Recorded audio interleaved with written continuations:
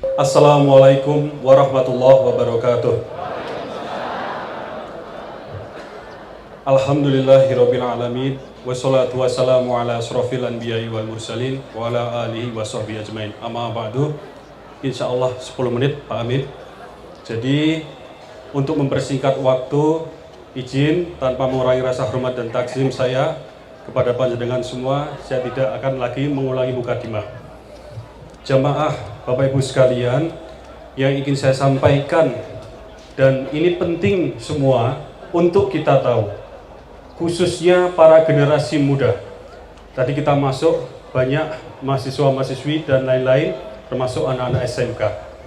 Saat ini kita hidup di era digitalisasi. Bapak Ibu semua, adik-adik, khususnya anak-anak muda, itu setiap hari hidup di dunia internet atau dunia digital, panjangnya sekitar 7 jam 40 menit lewat WhatsApp, lewat Instagram, lewat Gojek, lewat Tokopedia, dan lain sebagainya. Kita bersyukur atas kemajuan-kemajuan digital tersebut, mempermudah kehidupan kita, terutama melalui masa pandemi. Tapi yang tidak kita sadari, di saat yang bersamaan ada bahaya yang mengancam. Di saat yang bersamaan ada resiko-resiko yang ini tidak kita lihat. Yang pertama apa? Yang pertama adalah sesuatu yang sifatnya negatif, seperti pornografi, seperti konten-konten negatif, pamer-pamer, kekerasan, belum lagi tawaran-tawaran pinjaman online, belum lagi judi online, LGBT dan segala macam. Data dari KPAI ini 2017 sudah agak usang, artinya sekarang kemungkinan besar bertambah. Anak muda Indonesia terpapar pornografi ketika usianya 11 tahun. Kelas berapa itu Bapak Ibu? Masih sangat kecil, 11 tahun. Ya. Kemudian setiap hari itu ada akses, ini sekali lagi data 2017, akses pornografi melebihi 25.000 dan lain sebagainya. Jadi ada ancaman yang sifatnya demikian. Namun yang lebih bahaya lagi adalah ketika pihak asing itu dengan segala macam kekuatan digitalnya mulai memasuki Indonesia dengan membangun infrastruktur digitalnya, dengan berbagai macam aplikasi-aplikasi yang kita gunakan. Jadi saat ini Bapak Ibu semua, adik-adik khususnya, bahwa China itu telah membangun ratusan, ribuan kilometer jaringan internet digital, baik yang ada di tanah maupun juga yang di bawah laut. Tidak hanya itu, juga dibangun pusat-pusat data yang ada di Indonesia. Saat ini dikatakan bahwa data itu sangat berharga, dikatakan sebagai minyak yang baru. Bahkan dikatakan yang menguasai data, itulah yang akan menguasai masa depan. Karena dengan data, tidak hanya kita bisa mendapat gambaran tentang kita ini secara masyarakat, kehidupan sosial kita, tapi orang per orang panjenengan semua itu bisa diketahui. Ibu-ibu hari ini selera makannya apa? Selera pakaiannya seperti apa? Adik-adik sekarang ada di mana? Dan seterusnya. Dan 5-10 tahun lagi, kita akan semakin terasosiasi kuat dengan kehidupan digital. Pendidikan, kesehatan akan semakin terdigitalisasi. Yang bahaya adalah infrastruktur, aplikasi-aplikasi itu datangnya nanti dari luar, tidak hanya sekedar layanan, tapi pasti meminta data, dan segala macam yang itu bisa ditransfer kembali ke negaranya. Sudah terbukti dari satu penelitian dari University of Edinburgh di Skotlandia sana, bahwa ditemukan 2 HP produksi China yang itu merajai pasar Indonesia. Terbukti ditemukan bahwa HP tersebut mengirimkan data pribadi kita kembali ke China sana. 2 merek ponsel yang merajai, salah satunya adalah Xiaomi, itu mengirimkan data kembali ke China, data Bapak Ibu dan adik-adik semua. Kemudian dari pusat-pusat data yang dibangun tadi itu akan merangkul, akan mengambil data kita sebanyak-banyaknya. Jadi ini adalah model penjajahan di era modern.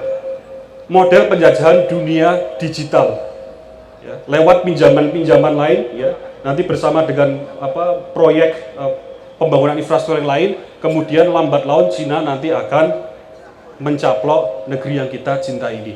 Ini sedang terjadi Bapak Ibu, ya.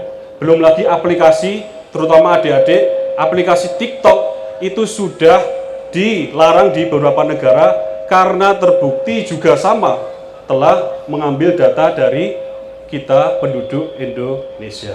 Jadi yang ini saya sampaikan, insya Allah belum terlambat. Insya Allah belum terlambat. Ya. Yang pertama harus dilakukan apa? Tentu kita harapkan nanti dari jalur perjuangan parlementer lewat anggota-anggota DPR, perjuangan politik, kita perjuangkan undang-undang, satu payung undang-undang yang besar yang mengatur kehidupan digital kita. Jadi insya Allah untuk menegakkan kedaulatan digital di negeri bumi pertiwi ini yang kita cintai ini. Itu yang pertama. Yang kedua, sejak dari diri kita pribadi, keluarga kita, mari kita bangun kesadaran menggunakan platform-platform digital dengan bijak, dengan santun dan beradab. Kita jaga anak-anak kita jaga diri-diri kita, ya, dari berbagai macam konten-konten negatif tersebut. Ya. Ini harus mulai dari diri kita. Kemudian insya Allah, ini dari hasil diskusi beberapa teman di Jakarta, ya, insya Allah kita akan memulai membuat, tanpa menunggu pemerintah juga, ya.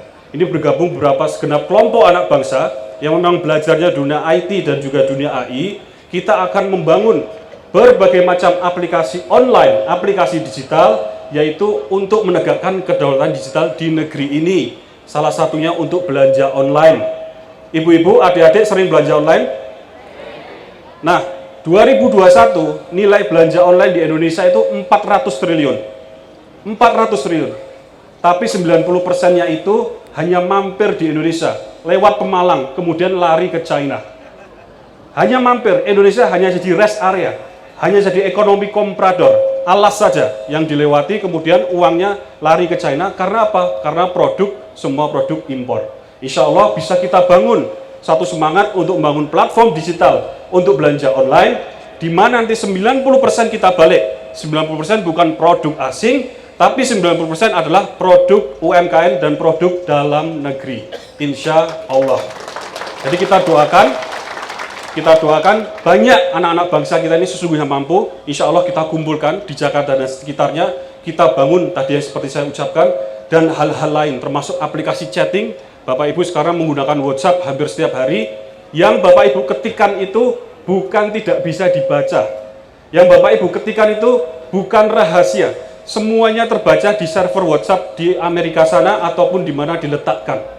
Ya. Jadi insya Allah kita juga bisa bangun server sendiri, ya, untuk aplikasi chatting sendiri yang kita letakkan di Indonesia, ya, kemudian membangun chattingnya itu tidak bisa serampangan, ya, tidak bisa asal kirim gambar. Kalau kita kirim gambar yang seronok, itu akan otomatis terhapus. Kalau kita kirim kata-kata kotor, otomatis diperbaiki, dan lain sebagainya. Jadi insya Allah kita akan bangun berbagai macam aplikasi digital untuk memperbaiki dan menegakkan kehidupan digital di negeri ini. Kiranya demikian. 10 menit kurang 1, insya Allah pas Pak Amin. Ya. Matur nuwun, semoga sehat Bapak Ibu semua. Terima kasih. Assalamualaikum warahmatullahi wabarakatuh. Saya izin langsung sana.